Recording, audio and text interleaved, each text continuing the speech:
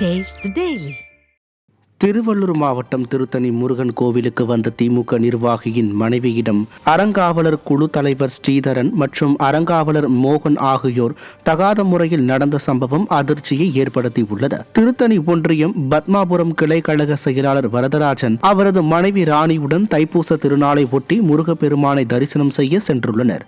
அப்போது கோவில் அறங்காவலர் குழு தலைவர் ஸ்ரீதரன் மற்றும் மோகன் ஆகியோர் ராணியை தகாத முறையில் தள்ளிவிட்டு துன்புறுத்தியுள்ளனர்.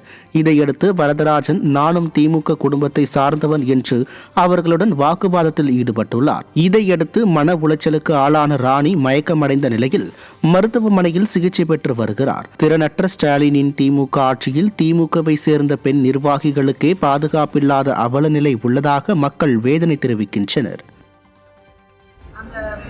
கோயிலில் வந்து மோகம் என்றவரும் ஸ்ரீதர் என்றவரும் வந்திருந்தாங்க. அவங்க வந்து கூட்டத்தில் வந்து அப்படியே போட்டு தள்ளி தொடரத்துலன்னு தொட்டு அப்படியே தள்ளி விட்டுட்டாரு. சாமி பார்த்துட்டு வரும்போது தள்ளி விட்டுட்டாரு. அதுக்கு வந்து எங்கள் வீட்டுக்காரர் என்ன தள்ளி விட்டதை பார்த்த உடனே எங்கள் வீட்டுக்காரர் வந்து பதட்டத்தில் என்னை வந்து தூக்குனாரு.